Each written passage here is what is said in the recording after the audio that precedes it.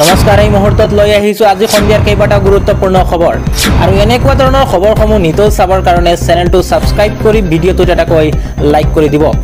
আজি সন্ধিয়াৰ প্ৰথম গুৰুত্বপূৰ্ণ খবৰটো হৈছে এইবাৰ হিমন্ত বিশ্ব শৰ্মাক লৈ কেইবাটাও বিস্ফোৰক মন্তব্য কৰা পৰিলক্ষিত হৈছে। মাদ্ৰাছা বন্ধ কৰি মিয়া মুছলমানক গালি দি প্ৰধানমন্ত্ৰী হ'ব নোৱাৰে হিমন্ত বিশ্ব শৰ্মা। আমি জনাই আছো এটা অত্যন্ত গুৰুত্বপূৰ্ণ খবৰ, মিয়া মুছলমানক গালি দি দেশৰ প্ৰধানমন্ত্ৰী হ'ব নোৱাৰে হিমন্ত বিশ্ব শৰ্মা।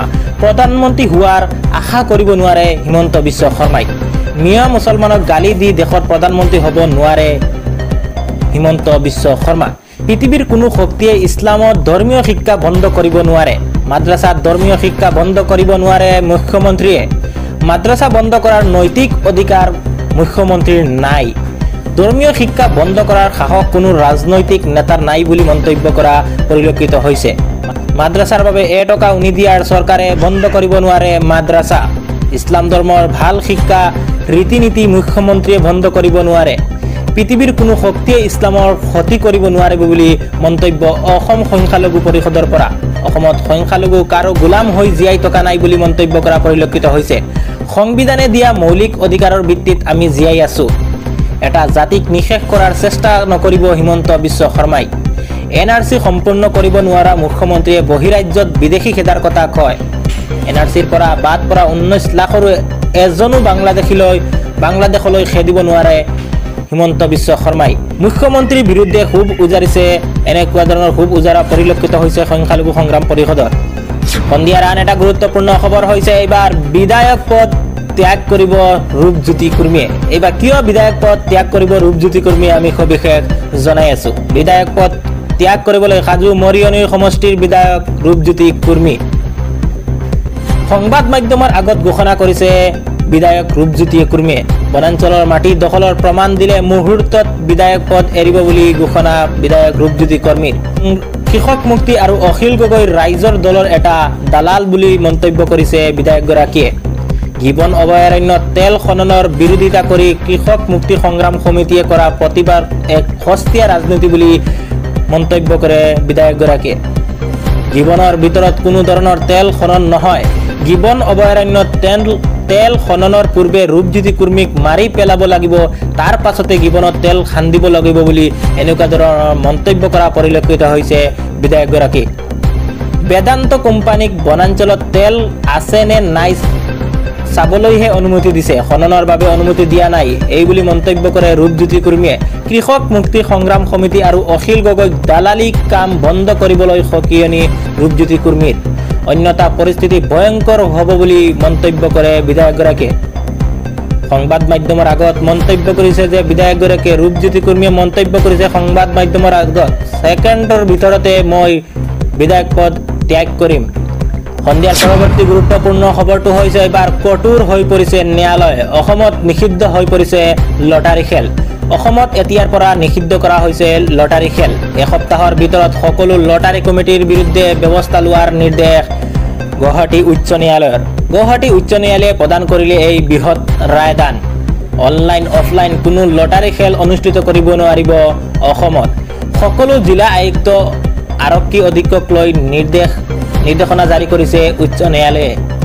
এখন ৰাজহুৱা স্বাৰ্থজনিত আবেদনৰ শুনানি গ্ৰহণ কৰি এই ৰায়দান প্ৰদান কৰিছে উচ্চ ন্যায়ালয়ে। অসমত এতিয়াৰ পৰা নিষিদ্ধ হৈ পৰিছে লটাৰী খেল। গুৱাহাটী উচ্চ ন্যায়ালয়ে প্ৰদান কৰিলে এই বৃহৎ ৰায়দান। অনলাইন অফলাইন কোনো লটাৰী খেল অনুষ্ঠিত কৰিব নোৱাৰিব অসমত। সম্পূৰ্ণৰূপে লটাৰী খেল নিষেধাজ্ঞা জাৰি কৰিছে উচ্চ ন্যায়ালয়ে। সকলো জিলা আয়ুক্তক ইতিমধ্যে নিৰ্দেশনা জাৰি কৰিছে উচ্চ ন্যায়ালয়ে। আন এটা গুৰুত্বপূৰ্ণ খবৰ হৈছে এইবাৰ দুশ্চিন্তাত আছে বিজেপি দল। 1 মিনিটত মন্ত্ৰিত্ব এৰি দিম বুলি হুংকাৰ চিৰাগ পাছোৱানৰ। আমি জনাই আছো এটা অত্যন্ত গুৰুত্বপূৰ্ণ খবৰ, মোদী চৰকাৰক বিপদত পেলাব নেকি চিৰাগ পাছোৱানে। NDAৰ মিত্ৰতাত ভাঙোন আনিব নেকি চিৰাগ পাছোৱানে। দলীয় সভাত মোদী চৰকাৰৰ বিৰুদ্ধে হুংকাৰ চিৰাগ পাছোৱানৰ। প্ৰয়োজনীয়ত 1 মিনিটত মই মন্ত্ৰিত্ব পদ ত্যাগ কৰিম বুলি মন্তব্য চিৰাগ পাছোৱানৰ। সংবিধান সংৰক্ষণৰ ক্ষেত্ৰত খেলা কৰিলেই মই মন্ত্ৰিত্ব পদ এৰি দিম বুলি হুংকাৰ চিৰাগ পাছোৱানৰ।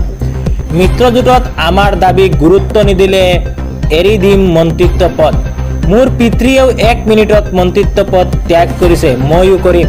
পাটনাত দলীয় সভাৰ পৰা কাৰ্যত বিজেপিক হুংকাৰ এলজেপিৰ নেতাজনৰ।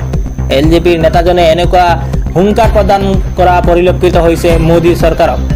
কেন্দ্ৰৰ সিদ্ধান্তই দলৰ স্বাৰ্থত আঘাত হানিলে মন্ত্ৰিত্ব পদ এৰাৰ হুংকাৰ চিৰাগ পাছোৱানৰ। সংৰক্ষণ নীতিত কোনো পৰিৱৰ্তন হ'বলৈ নিদিয়াৰ হুংকাৰ চিৰাগৰ। অৱশ্য বিতৰ্কত সোমাই সুৰ সলনি কৰিলে এলজেপিৰ ৰামবিলাস নেতাজনে।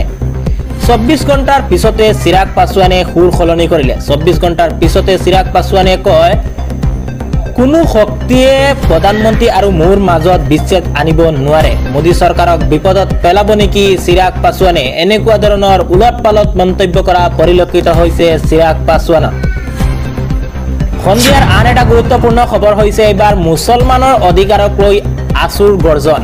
অসম আমাৰ ভূমি, আমি ভাৰতীয় নাগৰিক, এইবুলি মন্তব্য কৰিছে আছুৰ দলৰ পৰা। মুছলমানৰ অধিকাৰক লৈ আছুৱে গৰ্জন কৰা পৰিলক্ষিত হৈছে। অসম আমাৰ ভূমি, আমি ভাৰতীয় নাগৰিক। অসমৰ সংখ্যালঘু হাড়ে হিমজুৱে অসমীয়া।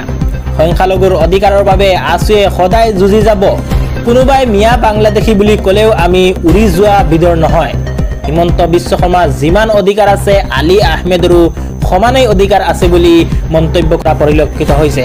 হিমন্তৰ যিমান অধিকাৰ আছে এইখন অসমত, আলী আহমেদৰো সিমান অধিকাৰ আছে অসমত। মুছলমানৰ অধিকাৰৰ বাবে পুনৰ গৰজি উঠিল আমছু। অসমখন ধৰি ৰাখিবলৈ মুছলমান সমাজে আগভাগ ল'ব লাগিব। হিমন্ত বিশ্ব শৰ্মাই হিন্দু মুছলমান কৰা অসমখন আমাক নালাগে। আমাক এনেকুৱা এখন অসম লাগে য'ত থাকিব শদিয়া, ধুবুৰী, বৰাক, ব্ৰহ্মপুত্ৰ।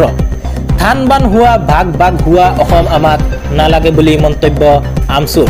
মুছলমানৰ অধিকাৰক লৈ আমছুৱে পুনৰ গৰ্জন হোৱা পৰিলক্ষিত হৈছে। অসম আমাৰ ভূমি, আমি ভাৰতীয় নাগৰিক, এনেকুৱা ধৰণৰ কেইবাটাও মন্তব্য কৰা পৰিলক্ষিত হৈছে। সন্ধিয়াৰ আন এটা গুৰুত্বপূৰ্ণ খবৰ হৈছে এইবাৰ বিজেপি বিধায়কৰ ঘৰ ঘেৰাও কৰিলে প্ৰতিবাদকাৰীয়ে। বিজেপি বিধায়ক ৰূপেশ গোৱালৰ ঘৰ ঘেৰাও কৰিলে ৰাইজে। এবাৰ হাজাৰ হাজাৰ দৰ্শকে, হাজাৰ হাজাৰ ৰাইজে বিধায়কগৰাকীৰ ঘৰ ঘেৰাও কৰা পৰিলক্ষিত হৈছে। বিজেপি বিধায়ক ৰূপেশ গোৱালৰ ঘৰ ঘেৰাও কৰিলে ৰাইজে। বিধায়ক ৰূপেশ গোৱালৰ ঘৰ ঘেৰাও কৰি কাৰ্যসূচীক লৈ আৰক্ষীৰ হতাহতি, ছাত্ৰ মুক্তি, নাৰী মুক্তিৰ শ শ কাৰ্যকৰিতা। আৰু ডুমডুমাত বিধায়ক ৰূপেশ গোৱালাৰ ঘৰৰ বাহিৰত উত্তপ্ত হৈ পৰিছে পৰিস্থিতি। মাইক্ৰ' ফাইনেন্সৰ ঋণ ৰেহাই, স্মাৰ্ট মিটাৰ কৰ্তন আৰু মাদক দ্ৰব্যৰ প্ৰচলন বন্ধৰ দাবীৰে উত্তাল প্ৰতিবাদৰ সৃষ্টি হৈছে। ডুমডুমা ৰাজ্য চক্ৰ বিষয়াৰ নেতৃত্বত আৰক্ষীৰ বৃহৎ দলৰ প্ৰতিবাদ হোৱা পৰিলক্ষিত হৈছে আৰু আৰক্ষীয়ে প্ৰতিবাদকাৰীক বাধা প্ৰদানৰ চেষ্টা চলাইছে।